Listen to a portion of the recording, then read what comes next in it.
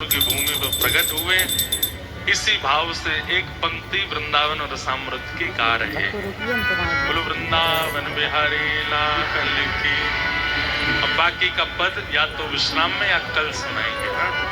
आइए भागवत जी के मंगल भाव में प्रवेश करें। मंच पर विराजमान समस्त विप्रवृंद, समस्त कथा वक्तागण एवं समस्त गंधर्वजन, संत वृंद, आप सभी श्रोता भाई बंधु मातृशक्ति सबको जय श्री कृष्ण, जय सिया राम, जय श्रीमन नारायण, नर्मदे हर। ऐसी जोर से जय श्री कृष्ण भी बोल लिया करो। बोलो जय श्री कृष्ण, जय सिया राम। पीछे कुआ से लग गया था। जय श्रीमन से लग गया पीछे। नर्मदे हर। मशीन चालू हो गई। फिर भी नर्मदे हर तेज ही था। मेरे पानी से ये पक्षपात अच्छा नहीं है आप लोगों का। हाँ अभ्यास तुम बस वही कर पाए। आज कथा क्रम बहुत है, हमें नंदोत्सव तक पहुंचना है, इसलिए यथा योग्य यथा सम्मति स्पर्श मात्र करते हुए या जो भाव लगेंगे उनका विस्तार करते हुए कृष्ण जन्मोत्सव के लिए हम लोग प्रस्थान करेंगे। कल हमने सूक्ष्म में श्रवण कराया कि भगवान ने उत्तरा के गर्भ के बालक की रक्षा की।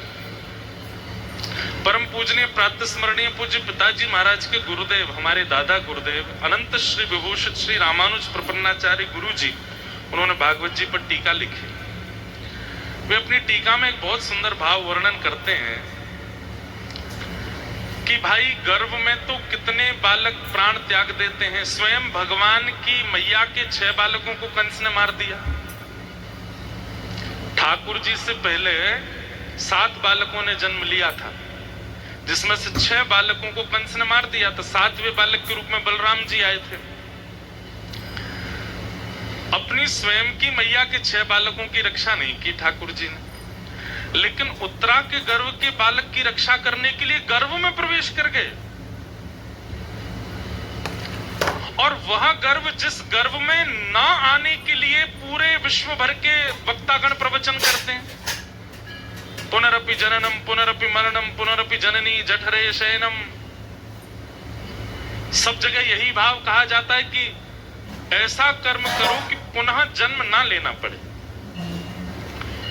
कपिल देवहूति संवाद में वहां पर जंतु की एक स्तुति है। जब गर्भ का बालक स्तुति गाता है तो वहां गर्भ की वेदना बताई गई कि गर्भ में कितनी पीड़ा होती है एक बालक को।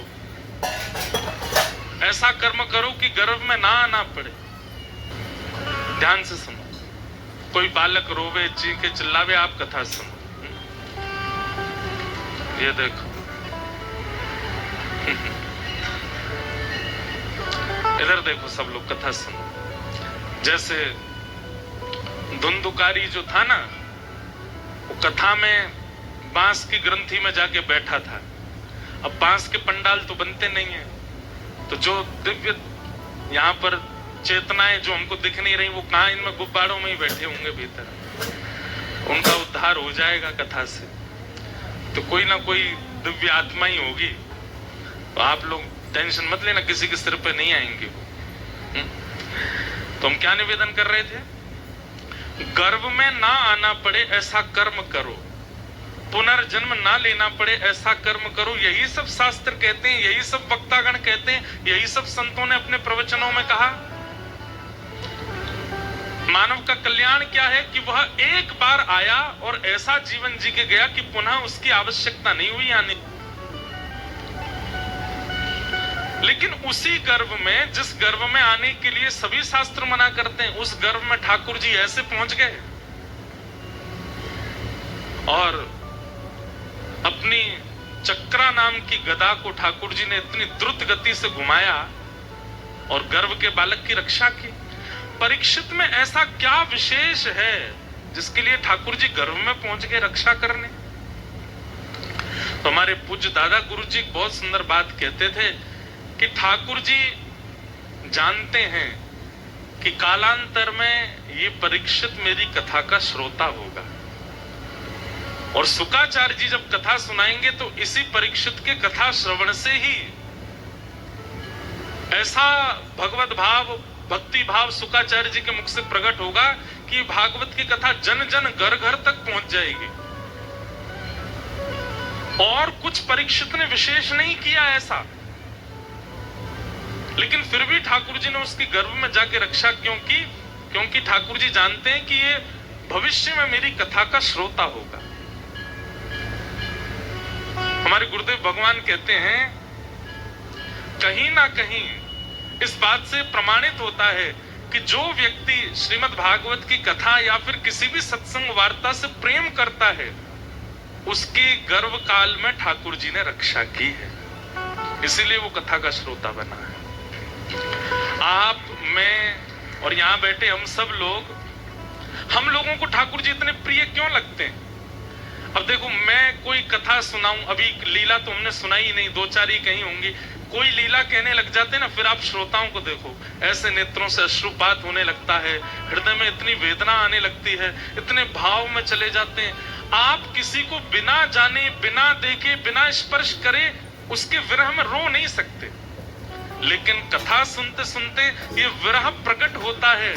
इसका अभिप्राय क्या है? कई जन्मों से बुला रहे हो, कोई तो नाता जरूर होगा, नजरों से नजरें मिला न पाऊं, मेरी नजर का कसूर होगा। हमारा संबंध तो है ठाकुर जी से, और वो संबंध कहीं ना कहीं मुझे इसी रूप में लगता है कि हमने गर्भ में, क्योंकि हम कथा में बैठे हैं तो निश्चित है कि हमने अपनी मातृ गर्भ में शायद ठाकुर जी का दर्शन किया होगा। हमें पता है कि उनके नेत्र कैसे हैं, उनका रूप कैसा, उनकी मुस्कान कैसी है, उनका हम भूल चुके हैं। इसलिए जब कथा में कोई वक्ता सुनाता है और उस भाव को जब हम श्रवण करते हैं तो नेत्र बंद हो जाता है, अश्रुपात होने लग जाते हैं। इसका मतलब क्या है? हम नहीं जानते, पर हमारी आत्मा जानती है उनको, उसने दर्शन किया है उनका। जो व्यक्ति कथा में नहीं आता, उसको कभी आप सत्संग वार्ता सुनाओ, उसके चित्त पे प्रभाव नहीं पड़ता, क्योंकि उसने अनुभव ही नहीं किया होगा।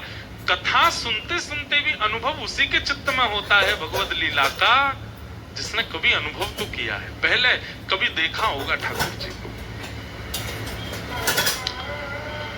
भगवान ने गर्भ के बालक परीक्षित की रक्षा की, और जैसे ही ठाकुर जी उस बालक की रक्षा करते हैं, एक रूप से बाहर खड़े हैं, एक रूप से गर्भ में जाके उत्तरा के बालक की रक्षा की।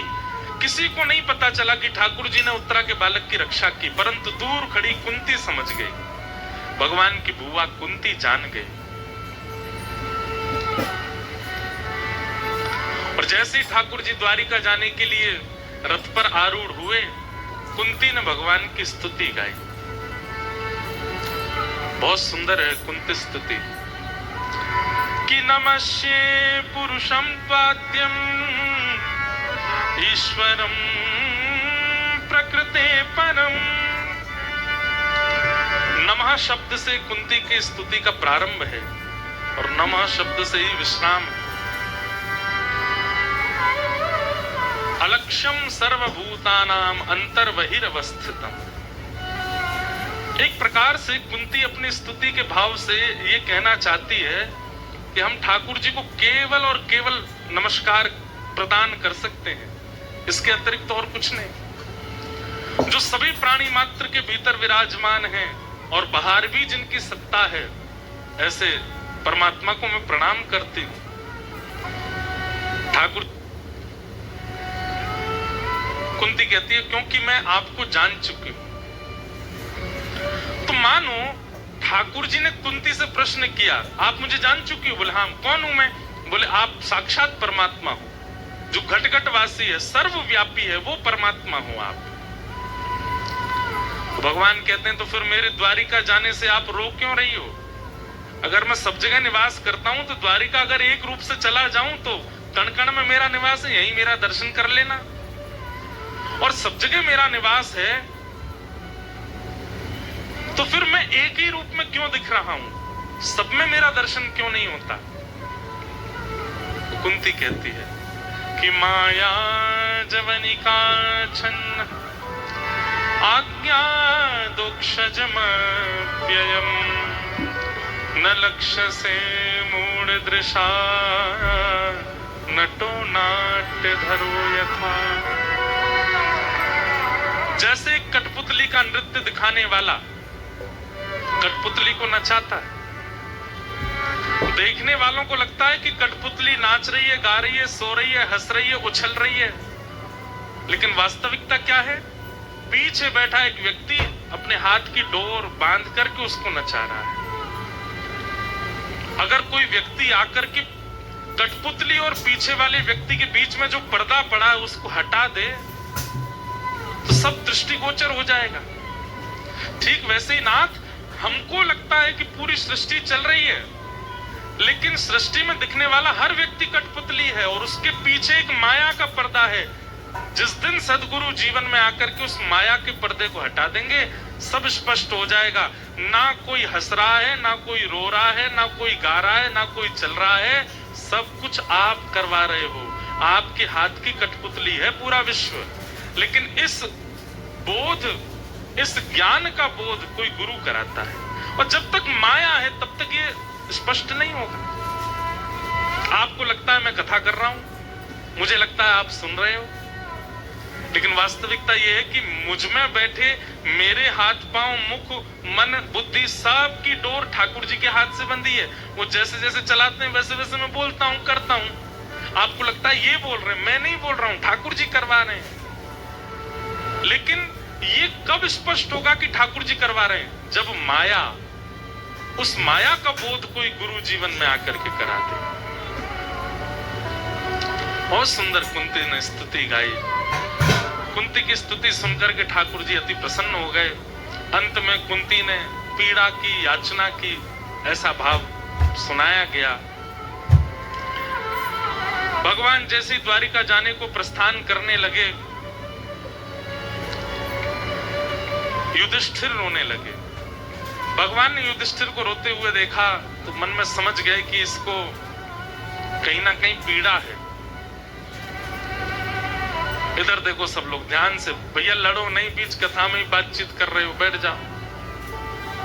इधर देखो, अब हम बोलना तो नहीं चाहिए, पर नामदेव जी महाराज अपने कीर्तन में कहते हैं कि सबसे बड़ा अपराध भक्ति में क्या है? कहीं प्रवचन सत्संग चल रहा हो और वहां हम अपनी देह के अभिमान में आकर के किसी से वार्ता करें, अपनी देह की क्रियाओं को पूरी करें, कीर्तन कथा में मन ना लगावें, ये बहुत बड़ा अपराध है। इसलिए आपको तो नहीं लगेगा, लेकिन फिर भी हम बता रहे, नामदेव जी ऐसा बोल रहे थे। तो ऐसा मत करना, किसी से वार्ता आदि ये सब मत करो।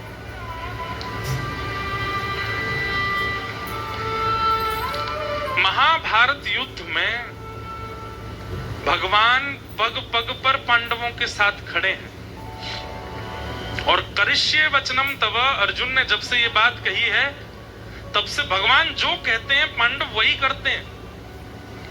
लेकिन फिर भी आज युधिष्ठिर को अपनी सद्गति पर संशय हो रहा है।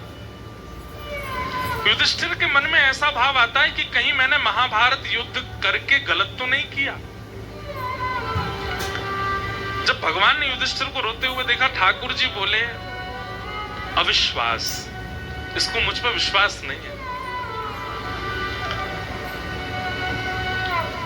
पूरा महाभारत युद्ध हो गया, सब कुछ हो गया, और अब ये रो रहा है क्योंकि इसके चित्त में अविश्वास है कि मेरी सद्गति होगी कि नहीं, मुझे नरक में स्थान मिलेगा भी कि नहीं। स्वर्ग और वैकुंठ तो बहुत दूर की बात है, मैंने कितनी माताओं को विधवा कर दिया, कितने बालक अनाथ हो गए मेरी वजह से। ठाकुर जी मन में विचार करने लगे,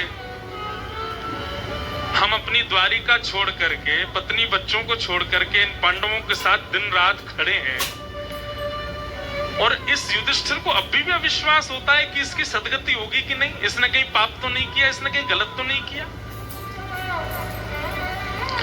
भगवान बोले, अब मैं नहीं समझाऊंगा। अर्जुन के भी मन में संशय आया था, मैंने गीता सुनाई, अब युधिष्ठिर को हम नहीं समझाएंगे। अब युधिष्ठिर को तो हमारा कोई भक्त समझाएगा। और तभी भगवान को स्मरण हुआ, बाणों की सैया पर लेटे हैं, रणभूमि में प्रतीक्षा कर रहे हैं ठाकुर जी की। कौन? भीष्म पितामह। ठाकुर जी बोले द्वारिका जाने से पहले एक बार भीष्म पितामह के पास चलते हैं और इन पांडवों को उन्हीं से ही ज्ञान उपदेश दिलाते हैं। और भगवान बोले ए युधिष्ठिर रो नहीं, चलो भीष्म दादा के पास चलते हैं, उनसे तुमको थोड़ा ज्ञान दिलवाते हैं, थोड़ा तुम्हारे मन को अच्छा लगेगा। तो युधिष्ठिर बोले हाँ ले चलो, कोई अच्छा कह दे तो मन थोड़ा शांत हो जाएगा। उसको ठाकुर जी में भरोसा नहीं है, बगल में खड़े हैं ठाकुर जी। इसलिए भैया भक्ति की 3 धाराओं को हमेशा याद रखिएगा। जितने लोग बैठे हैं बहुत सावधानी से सुनो। भक्ति में 3 भाव कभी भी आपके नष्ट ना हो। सबसे पहला विश्वास। अरे ठाकुर जी आपके विश्वास की परीक्षा लेने के लिए इतना तक कर सकते हैं कि आपके अत्यंत समीप रहने वाले प्रियजनों को भी कुछ हो सकता है। और उसके बाद अगर कहीं आप विचलित हो गए तो ठाकुर जी समझ जाएंगे कच्चा है, अभी विश्वास है नहीं। इसलिए चाहे जैसी स्थिति आ जाए भरोसा मत तोड़िएगा। विश्वास भक्ति में सबसे पहला। चाहे जैसी स्थिति परिस्थिति कुछ हो जाए, आप अपना विश्वास मत डगमगाने देना। दूसरा संबंध। ठाकुर जी से जो आपका संबंध है उसका कभी विस्मरण मत करना। अगर एक बार आपने ठाकुर जी को भाई बोल दिया है तो फिर जीवन भर निभाइएगा। क्योंकि आप लोग तो केवल बोलते हैं पर ठाकुर जी दिल से सुन लेते हैं बात को। और फिर जब आप निर्वहन नहीं करते ना अपने संबंध का तो ठाकुर जी को बहुत पीड़ा होती है। गुसाई श्री विठलनाथ जी श्रीमद वल्लभाचार्य जी के पुत्र हुए। गुसाई श्री विठलनाथ, उनके 7 पुत्र थे और 7 पुत्रों के ब्याह हो गए थे। 7 पत्नियां थी घर में, लेकिन वो 8वें पुत्र के रूप में, अब 8वां तो नहीं कहेंगे, पहले पुत्र के रूप में ठाकुर जी को अपना पुत्र मानते थे, ठाकुर जी को अपना लाला मानते थे। बड़ी लीलाएं गुसाई श्री विठलनाथ जी की हमने कथा में सुनाई है। तो ठाकुर जी को अपना लाला मानते थे। सब लोग ध्यान से सुनना। तो एक बार एक मनहारन को उन्होंने अपने घर भेज दिया। बोले हमारी 7 बहू हैं, जाओ उनको चूड़ी पहना दो, जैसी उनकी रुचि हो वैसी। मनहारन आई, किसी ने लाल चूड़ी पहनी, किसी ने हरी चूड़ी पहनी, किसी ने, सब ने पहनी जैसी जिनकी योग्यता। 7 बहुएं पहन के चली गई। इतने में छोटी सी लाली आई और उसने अपने छोटे छोटे हाथ आगे किए, बोले हमें भी पहनाओ। तो मनहारन बोली अरे तू कौन की लाली है? बोले मैं लाली तो बरसाने क्यों, पर गुसाई विठलनाथ जी की मैं भी बहू हूँ, 8वीं बहू हूँ। और 8वीं नहीं, ये सबरी दूसरे से 8वें तक मैं पहली बहू हूँ गुसाई जी की। अब छोटी सी बोले बहू बहू, तो मनहारन को तो बड़ी उस पर मतलब करुणता आवे, उसको ऐसे गले लगाने का मन करे। अरे लाली तू तो बड़ी सुंदर है, तेरो ब्याह है क्या? बोले हाँ मेरो ब्याह है क्यों? अच्छा तेरो पति कहाँ है? और पति मंदिर में पुजवार हो है अपने आप पति मंदिर में ठाड़ो है। और उसकी बात सुन, छोटे बालापन की बात पर विश्वास। अप्रेमयम बलम तस्य बालकस्य नते विदु। भागवत जी में श्री यशोदा मैया को बालक ठाकुर जी की सच्चाई बताते हैं, लेकिन यशोदा मैया मानती नहीं, क्योंकि बालकों की बात पर भरोसा कम होता है। लेकिन एक बात सुनिएगा, ये बालक ही हैं जो झूठ नहीं बोलते। हम बड़ों पे भरोसा कर लेते हैं पर बड़े झूठ बोलते, बालक झूठ नहीं बोलते। क्योंकि बालकों का स्वभाव सीधा होता है ना, तोतली वाणी होती मीठ, इसलिए हमको लगता है कि ऐसे ही बोल रहे हैं, पर बालक झूठ नहीं बोलते। मोह चूड़ी पहनाओ, तो मनहारन ने तो चूड़ी पहना दी। और श्री किशोरी जी के रूप माधुरी को देख करके वो तो इतनी प्रसन्न हो गए।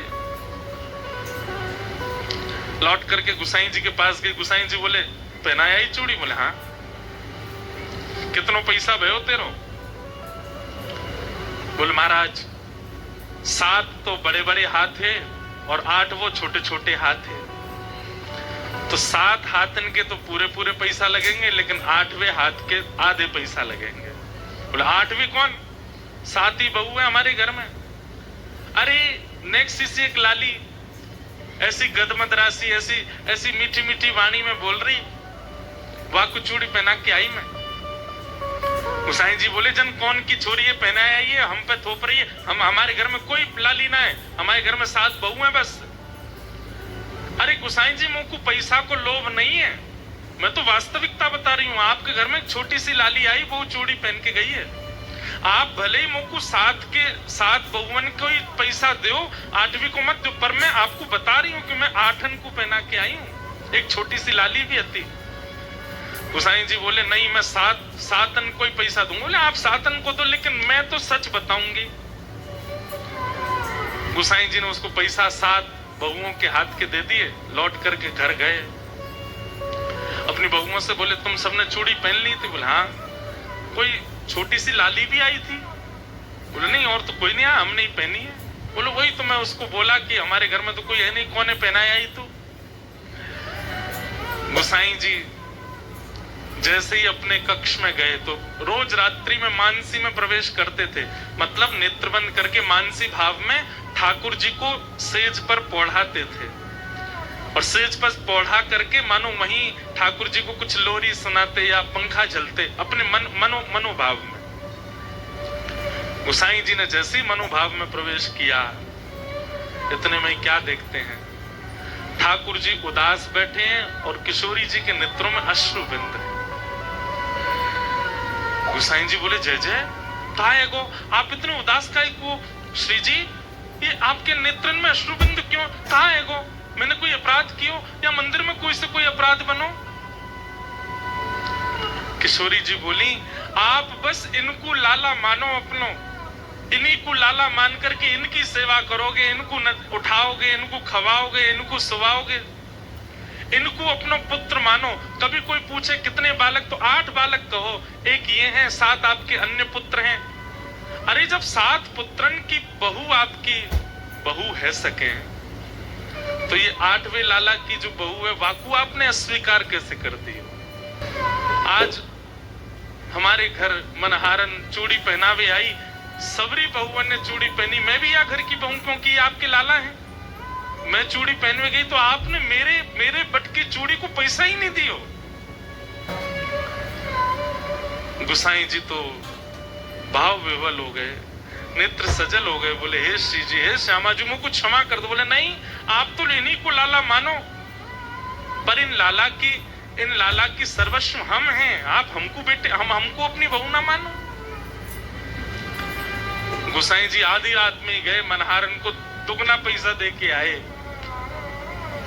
और आकर के ठाकुर जी से क्षमा याचना करने लगे, श्री जी से याचना करने लगे। ये बात हमने क्यों बताई?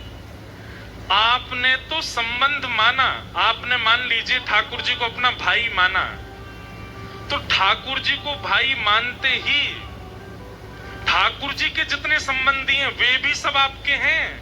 फिर किशोरी जी आपको अपना देवरी मानेंगी क्यों? आप ठाकुर जी को अपना भैया मानते हो, आप ठाकुर जी को अपना पुत्र मानते हो, तो श्री जी आपको अपना सास ससुरी मानेंगी, बोले कि ये इनके बेटा है तो हम इनकी बहू हैं। और केवल श्री जी नहीं, फिर बलराम जी भी आपसे संबंध मानेंगे, मधुमंगल श्रीदामा भी संबंध मांगेंगे, यशोदानंद बाबा भी संबंध मानेंगे।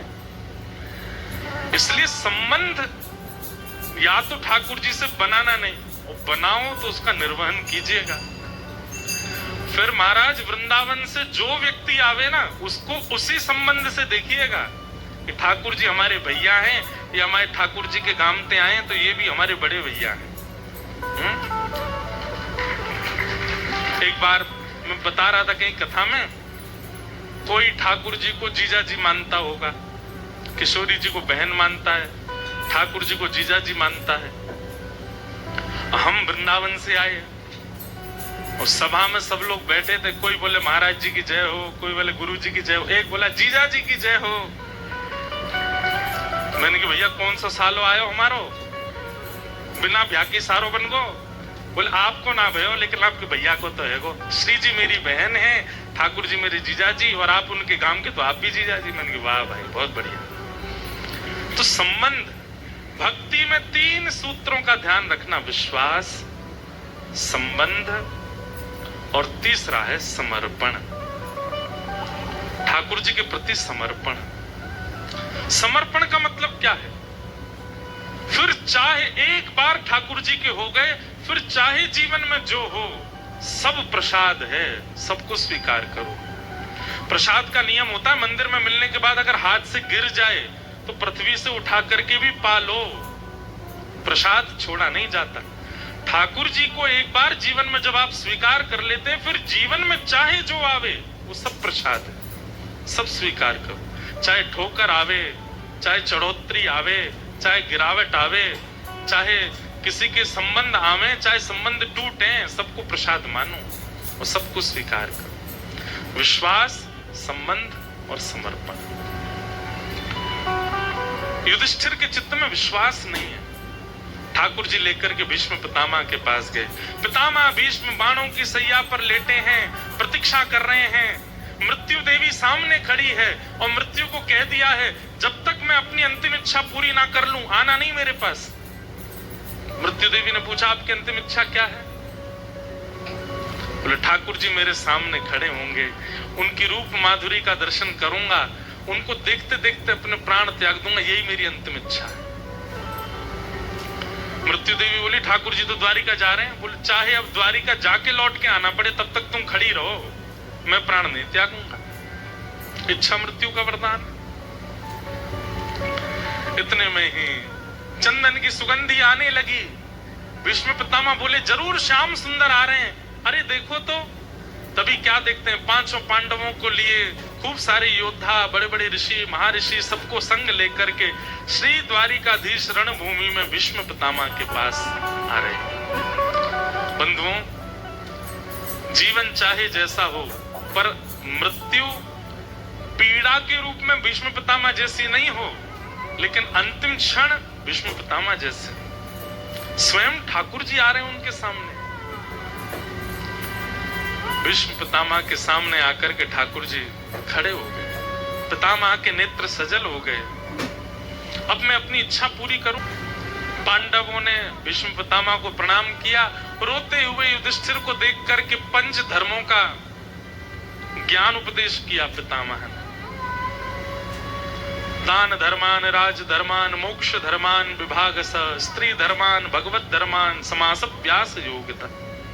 कल हमसे एक मैया ने पूछा, बोले सब जगह स्त्रियों को ही क्यों समझाया जाता है, पुरुषों को क्यों नहीं समझाते? यहाँ पर 5 धर्म भी जो भीष्म पितामह कह रहे हैं उसमें कौन कौन से धर्म है? दान धर्म, राज धर्म, दान धर्मान, राज धर्मान, मोक्ष धर्मान, विभागस, स्त्री धर्मान, भगवत धर्मन, समास व्यास योग्यता। ये 5 धर्म बताए गए। यहाँ पर भी स्त्रियों को ही समझाया गया। बोले मानस जी में भी गोस्वामी जी भी स्त्रियों को ही समझाते हैं। बोले मंच पर कई वक्तागण हैं, वो यही बताते रहते हैं बहुओं को कैसे रहना चाहिए, बेटियों को कैसे रहना चाहिए, लड़कियों को कैसे रहना चाहिए। कभी महाराज जी किसी बेटा को क्यों नहीं समझाया जाता? किसी जमाई को क्यों नहीं समझाया जाता? किसी पिता को क्यों नहीं समझाया जाता? हम ही लोग क्यों समझने को बने? तो हमने यथामति यथा योग्य को उत्तर दिया। मैंने कहा मैया देखो, जब माँ बाजार जाती है ना और उसके 2 बालक हैं, एक बड़ा एक छोटा, तो जब बालकों के हवाले घर छोड़ के जाती है बाजार, तो किसको समझा के जाती है? छोटे को कि बड़े को? बड़े को समझा के जाती है। सुन, मोटर बंद कर देना, एसी बंद कर देना, अंदर से किवाड़ लगा लेना, फोन अपने पास रखना, और ये छोटे भैया को भूख लगे तो बिस्किट खिला देना, और कोई भी आए दरवाजा मत खोलना। अब उस समय बड़ा रोने लगे, हर काम मुझे ही बताती हूँ, इसको बोल के जाओ ना, ये क्या करता है, पूरे दिन खड़ा रहता है, पूरे दिन सोता रहता है। तो माँ क्या कहती है? तू बड़ा है, तू बुद्धिमान है, तू ज्ञानी है, तू समझदार है, तू जिम्मेवार है। ये क्या, ये तो अबोध है। कुछ समझ आई? बताया उसी को जाता है जिसके ऊपर जिम्मेवारियां होती हैं। हमारी प्रार्थना वुमेन एम्पावरमेंट वाले इतना ज्यादा ऐसे मत किया करो कि सब चीज हमें क्यों समझाते। अरे भाई, जिसके ऊपर जिम्मेवारी होती है समझाया उसी को जाता है। जो संभाल सकता है उसी को ही जिम्मेदारियां दी जाती हैं। एक मां, एक महिला पूरे घर को संभालने की जिम्मेवारी रख सकती है। घर के बाहर तो कई बार मित्र भी शत्रु हो जाते हैं, पर घर के अंदर का यदि शत्रु हो जाए ना तो आपको कोई नहीं बचा सकता। और घर के अंदर का सारा कार्यभार केवल मां के हाथ में होता है। इसलिए आप इसको अन्यथा मत लिया कीजिए कि आपको ही क्यों समझाया जा रहा है, आपको ही क्यों बताया जा रहा है, सारे व्रत माताएं क्यों करती हैं। भाई, व्रत वही करेगा जिसका व्रत फलीभूत होता है। माताएं व्रत करती हैं, उनका व्रत फलता है, उनका व्रत लगता है। एक पुत्र को, एक पति को, एक पिता को। प्राचीन काल में जब फोन नहीं थे, पत्र नहीं होते थे, और उस समय यदि पति 4 धाम यात्रा पर जाता था तो ऐसा हमने सुना है कि पूरे गांव के लोग रोते हुए विदा करते थे। क्यों? 4 धाम यात्रा पर जा, पता नहीं वापस आएगा कि नहीं, फोन तो है नहीं, संपर्क तो होगा नहीं। पत्नी क्या करती थी? बोले पत्नी जितने दिन तक वो वापस नहीं आता था रोज व्रत करती थी, दिया जला करके बैठ जाती थी। क्यों? हमारे शास्त्रों में ऐसा वर्णन है कि व्यक्ति के प्राण 2 चीजों से घटते हैं। 2 व्रत सर्वोपरि माने गए हैं, और इन 2 चीजों का अति सेवन करने से प्राण कम होते हैं, मतलब जीवन आयु कम होती है। पहला खाना और दूसरा बोलना। इसलिए मौन व्रत और अन्न व्रत इनका प्रावधान है। जब आप अन्न सेवन नहीं करते हैं तो एक पूरा दिन जब आप अन्न नहीं खाते हैं तो एक दिन की आयु बढ़ जाती है। इसीलिए कई व्रत ऐसे भी माताएं करती हैं जो पति के लिए होते हैं, उसमें मां नहीं पाती। कई व्रत, अहोई अष्टमी का व्रत होता है, वो बच्चों के लिए करती हैं। क्यों? उसमें मां भोजन नहीं करती, भोजन ना करके अपनी एक दिन की आयु अपने पुत्र को, पुत्री को, पति को प्रदान करती है।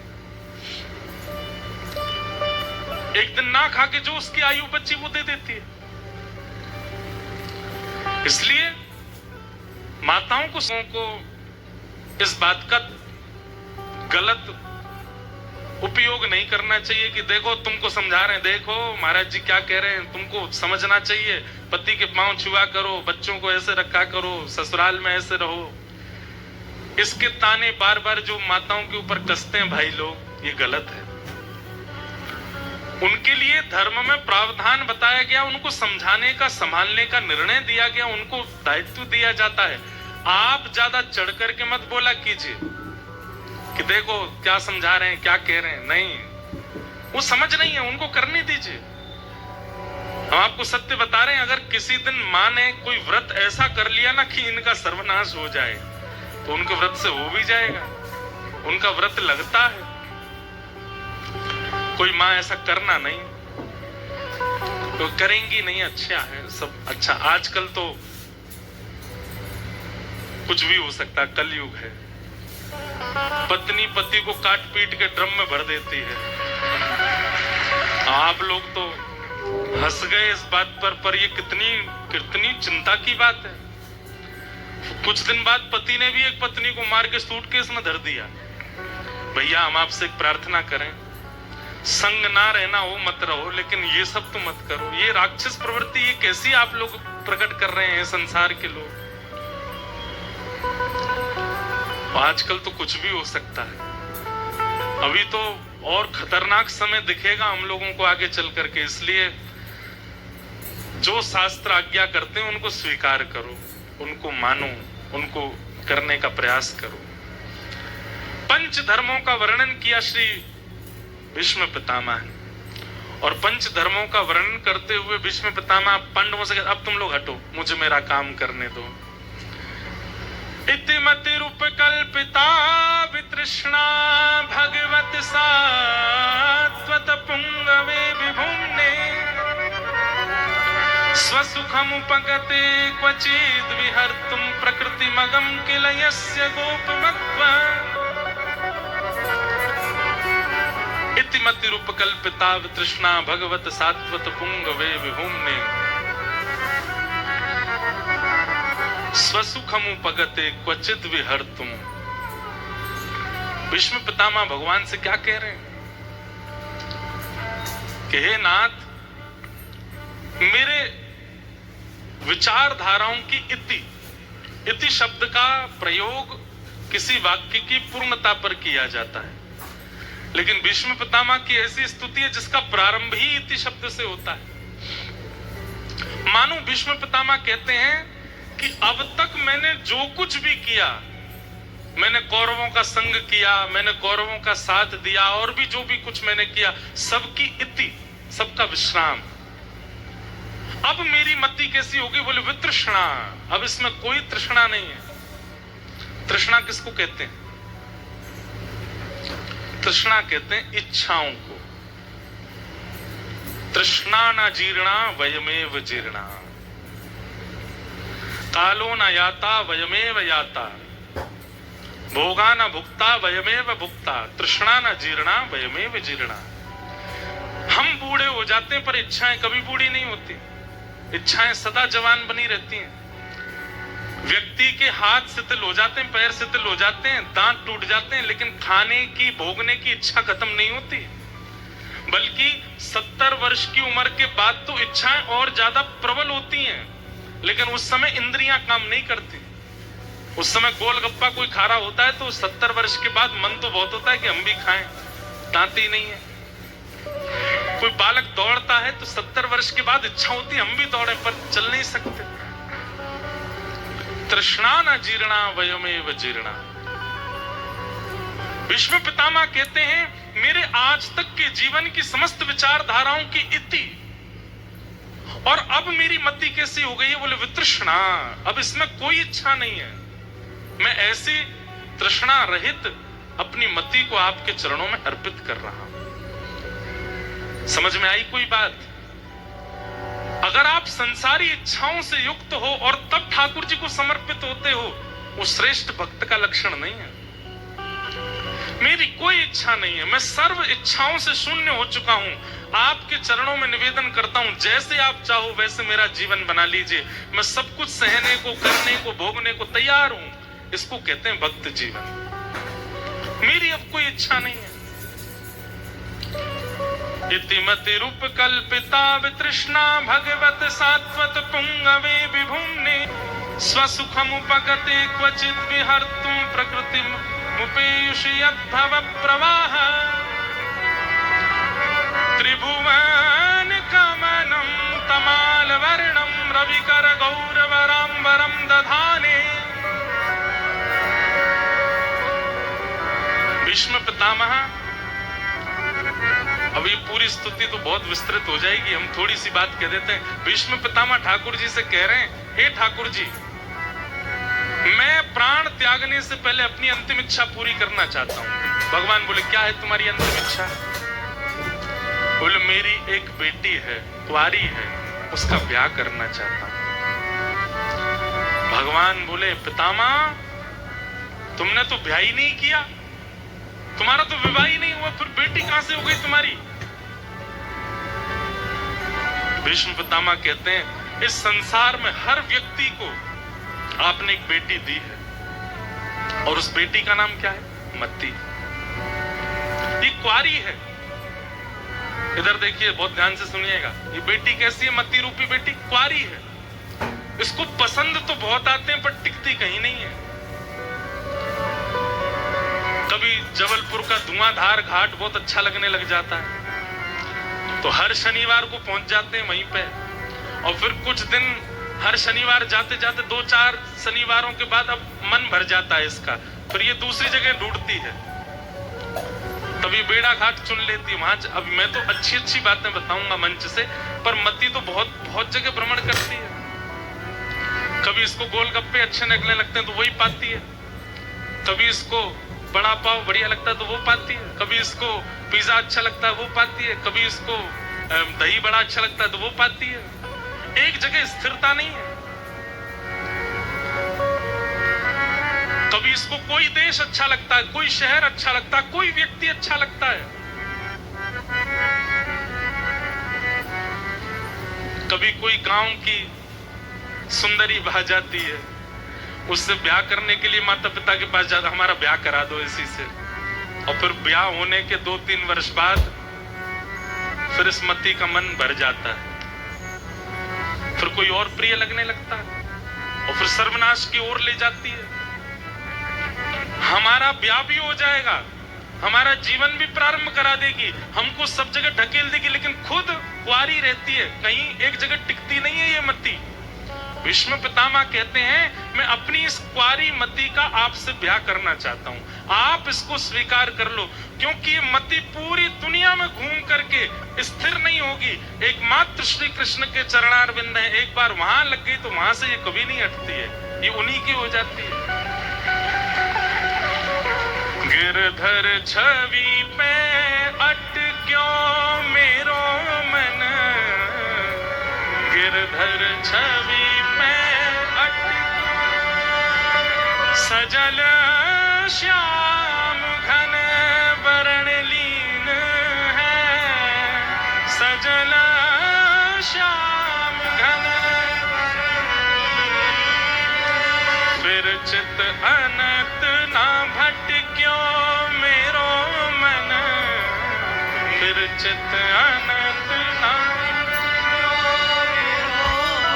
गिरधर छवि पे अटक्यो मेरो मन, गिरधर छवि पे। अगर मैं इस विषय पर कथाएं सुनाने लग जाऊं कि किस किस की एक छवि पर ही ठाकुर जी में अटक गया, तो 7 दिन की अलग से कथा हो जाएगी। रसखान एक बार देखा है केवल, और एक बार भी केवल चित्र में देखा था रसखान में। रसखान को रूप देखने का लोभ था, सुंदर रूप देखता था। एक बालक उसको इतना भा गया, रोज उसको लेके चला जाता था अपने साथ। एक दिन ब्रज से कोई गए, उन्होंने कहा तुम रोज इस बालक को ले जाते हो, उसके माता पिता इतनी चिंता करते हैं। रसखान बोले तो शाम को छोड़ भी तो जाता हूं, मुझे इसका रूप अच्छा लगता है, पूरे दिन देखता हूं, ये जैसे हंसता है, जैसे बोलता है, जैसे चलता है, मुझे बहुत अच्छा लगता है। तो वो ब्रजवासी, अच्छा तो तुमने अभी नंद नंदन नहीं देखे? रसखान बोला कौन है नंद नंदन? बोले हमारे ब्रज के नंद जी को लाला, तुमने भी उसकी छवि नहीं देखी? रसखान बोला कोई भी हो, मैं दावे से कह सकता हूं इस बालक से ज्यादा सुंदर नहीं होगा। तो ब्रजवासी जोर से हंसने लगा, वही तो बात है, अभी तुमने देखा नहीं उसको। रसखान बोला कैसे दिखेगा? बोले रुको मैं थोड़ी सी छवि दिखाता हूं। अपने झोला में से एक चित्रपट निकालो, दत्तुइयां दिख रही हैं, घुंघराले केश मुखमंडल पर आ रहे हैं, ऊपर सुंदर जूड़ा बना रखा है, कमल नेत्र ठाकुर जी के, सांवले सांवला स्वरूप है, गुलाबी गुलाबी गाल है, मधुर मुस्कुरा रहे हैं। ऐसी एक सुंदर छवि उन महापुरुष के पास थी। वो छवि दिखाई, देखो ये है नंद जी को लाला। छवि देखते ही रसखान तो बौरा गया। बोले सच में ये बालक है? कहां पर है? बोले वृंदावन में। उसी समय सब छोड़ करके वृंदावन चले गए और सबसे जाके कहने लगे कैसे मिलेंगे वो ठाकुर जी? किसी ने कहा कंठी माला पहनो, रसखान कंठी पहन के रहने लगेगा। किसी ने कहा तिलक लगाओ, रसखान तिलक लगा के रहने लगे। किसी ने कहा सत्संग में आता है वो, तो वृंदावन में जितने सत्संग होते सब में जाते। किसी ने कहा यमुना स्नान से मिलेंगे, भिक्षायाटन से मिलेंगे, मधुकरी से मिलेंगे। जो जो जो बताता सब करता रसखान। और एक दिन आहा, रसखान बैठे हैं यमुना जी के तट पर, एक जगह वर्णन आता है कि रसखान कंठी गले में कैसे पहनते थे। हम लोग तो गले में पहनते हैं, गले में भी पहनते थे, कानों में भी पहनते थे, हाथ में भी पहनते थे, इधर भी पहनते थे, एक बड़ी कंठी कमर पे भी पहनते थे। किसी ने उनसे कहा, रसखान इतनी कंठी क्यों पहनते हो? बोले मैंने सुना है ये तुलसी की माला पहनने से कृष्ण मिलते हैं। अब मैं तो मिलिच्छ हूं, पता नहीं एक माला से मेरे पर कृपा होगी कि नहीं। मैं तो पूरे अंग में पहन ली है कि मुझे मिल जाए एक बार। और एक दिन श्याम सुंदर त्रिभंग लली स्वरूप धारण करके रसखान के सन्मुख प्रकट हो गए। वो छवि देखते ही हाथ कांपने लगे, नेत्रों से अश्रुपात होने लगा, मुखमंडल बोल नहीं पा रहा है। और तभी वृंदावन में एक अद्भुत प्रेम लक्षण भक्ति वाले श्री रसखान का प्रादुर्भाव हुआ। एक क्षण, एक छवि यदि दिख जाए, मतलब मैं कहना क्या चाहता हूं, ये मति कुंवारी है और ये मति, आज की भाषा में कह दूं, बुरा नहीं मानिएगा, ये मति जो है ना, इसका चरित्र अच्छा नहीं है। ये एक की नहीं हो सकती, सबकी होती है, कभी इसकी, कभी उसकी, कभी कहीं, कभी कहीं, कभी कोई भोजन वस्तु प्रिय, कभी कोई स्थान प्रिय, कभी कोई व्यक्ति प्रिय। हमारा शरीर एक बार को एक का हो जाता, पर मति एक की नहीं होती। मति तो केवल और केवल श्याम सुंदर की हो सकती है। इसलिए आज भीष्म पितामह कह रहे हैं, संसार की इति और इस मति को मैं आपको प्रदान करता हूं। मेरी इस कुंवारी बेटी मति से आप ब्याह कर लो। भगवान बोले, भैया मति से पूछ तो लो उसको हम अच्छे लगते हैं कि नहीं। भीष्म पितामह कहते हैं, त्रिभुवन कमनम तमाल वर्णम रविकर गौरवराम्बरम ददाने वपुरलक कुलावृताननाब्जं विजय सखेरतिरस्तु मेन वद्या। हमारे ब्रज में एक बात कहते हैं, जब ठाकुर जी ने भीष्म पितामह से कहा कि तुम्हारी मति को हम अच्छे लगते हैं कि नहीं, एक बार मति से पूछ लो, तो भीष्म पितामह हंसने लगे और हंस करके बोले, आप और अच्छे किसको नहीं लगते ये बताओ। अरे महाभारत युद्ध में कौरव जब अर्जुन को बाण मारने के लिए प्रत्यंचा चढ़ाते थे ना, तो आपको देख करके कभी कभी उनके हाथ पैर कांपने लगते थे। इतने सुकोमल रथ के सारथी बैठे, हम अर्जुन को कैसे बाण मारे। आधी से ज्यादा बार तो अर्जुन इसलिए बच गया क्योंकि आगे आप बैठे थे। आपके रूप लावण्य को देख करके किसी के अंदर शत्रुता ही नहीं आती आपके प्रति।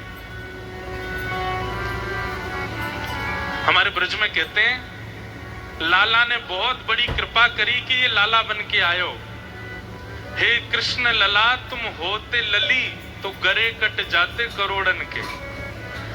तुमने बहुत बड़ी कृपा करी है संसार के ऊपर कि तुम लाला ही बन के आए। कहीं तुम लाली बन के आए होते तो जन कहा करते संसार में। अब अवकाश तो नहीं है और ना स्थान है, नहीं तो ठाकुर जी की हम सखी लीला सुनाते, जहां ठाकुर जी सखी बन के घूमते हैं। और जब ठाकुर जी सखी बन के आते हैं ना, पूरे विश्व को अपनी भ्रगुटी पर मोहित करने वाली किशोरी जी भी ठाकुर जी को सखी रूप में देख के मोहित हो जाते हैं। इतने सुंदर लगते हैं हमारे ठाकुर जी।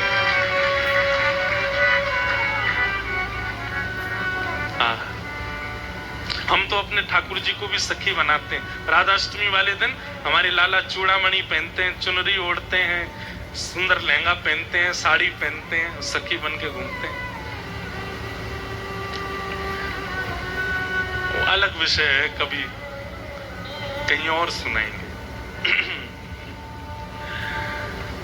आप किसको प्रिय नहीं हो नाथ, आप सर्वप्रिय हो। अरे आपसे शत्रुता करने वाले भी इसलिए शत्रुता करते हैं कि शत्रुता के कारण आपके सामने खड़े होने का अवसर मिलेगा, और जितनी देर आपसे लड़ाई करेंगे आपको देखने का अवसर तो मिल जाएगा, इसलिए शत्रुता करते हैं कई। तो भीष्म पितामह स्वयं, भगवान ने पूछा पितामह से कि आप पांडवों के पक्ष में क्यों नहीं रहे, कौरवों के पक्ष में क्यों गए। तो पितामह कहते हैं कि नाथ, कौरवों के पक्ष में या तो आपके दाएं खड़ा होता या आपके बाएं खड़ा होता। आपके सर्वांगीण अंग का दर्शन करने के लिए तो विपक्ष ही चाहिए था, इसलिए मैं कौरवों के पास गया। ताकि आपको दिख सके। ऐसी छवि है श्याम सुंदर की। आहा। भीष्म पितामह ने स्तुति गाई और स्तुति गाते हुए उत्तरायण का समय होते ही भीष्म पितामह ने भगवत दर्शन करते करते अपने प्राणों को ठाकुर जी में विलीन कर दिया। बोलो भक्त वत्सल भगवान की। आगे भगवान द्वारिका गए। यहाँ उत्तरा ने परीक्षित बालक को जन्म दिया। ठाकुर जी उस बालक का दर्शन देने के लिए भी पधारे। तत्पश्चात विदुर जी महाराज ने आकर के गांधारी को और सबको ज्ञान उपदेश किया। तत्पश्चात अर्जुन द्वारिका गए और कुछ महीनों तक लौट करके नहीं आए तो युधिष्ठिर जी को अपशकुन का अनुभव होने लगा। और तभी देखते हैं कि द्वार पर अर्जुन आकर के बैठा है। उसके सिर पर मुकुट नहीं है, कवच नहीं है। युधिष्ठिर ने जाकर के पूछा, तुम द्वारिका गए थे, महीनों बाद लौट करके आए और तुम्हारी स्थिति देख करके ऐसा लगता है कहीं युद्ध हुआ, कुछ हुआ, क्या बात है अर्जुन, सब ठीक है? तब अर्जुन ने बताया कि वंचितो हम महाराज हरिणाम बंधुपिणः येन मे पहितं तेजो देव विस्मापनम महत्। जिन श्री कृष्ण की कृपा से हम लोग महाभारत युद्ध जीते हैं, वो श्री कृष्ण अपनी लीला पूरी करके यहाँ से चले गए। श्री कृष्ण लीला संवरण करके चले गए। यह सुनकर के पांडव मौन हो गए और परीक्षित को राज्य गद्दी पर बिठा करके वन बड़कल वेश धारण करके वन की ओर स्वर्गारोहण को प्रस्थान कर गए। छोटे से परीक्षित को राज्य गद्दी पर बिठा दिया। ब्राह्मणों के नेतृत्व में परीक्षित राज्यपाट संभाल रहे हैं और ये पांडव सब वन को स्वर्गारोहण को प्रस्थान कर गए। पांडवों पर बड़ी कृपा की ठाकुर जी ने। विरह से आतुर व्याकुल पांडव, कुंती ने तो प्राण ही त्याग दिए जैसे सुना ठाकुर जी चले गए। पांचों पांडव जगह जगह वृक्षों से लिपटते हैं, रोते हैं, श्री कृष्ण को याद करते हुए स्वर्गारोहण को जा रहे हैं। कहीं तो मिलेंगे वो बांके बिहारी, कहीं तो मिलेंगे वो, गाइए सब, कहीं तो मिलेंगे वो रमण बिहारी, कहीं तो मिलेंगे वो रमण बिहारी, उन्हीं के चरण चित लगाया करेंगे, उन्हीं के चरण चित लगाया करेंगे, उन्हीं के चरण चित लगाया करेंगे, उन्हीं के चरण चित लगाया करेंगे। आओ सब लोग, कन्हैया कन्हैया पुकारा करेंगे, लताओं में ब्रज की गुजारा करेंगे,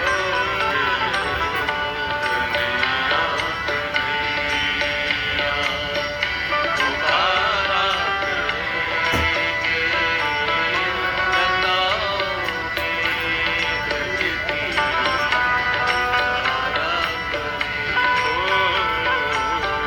कन्हैया कन्हैया पुकारा करेंगे, लताओं में ब्रज की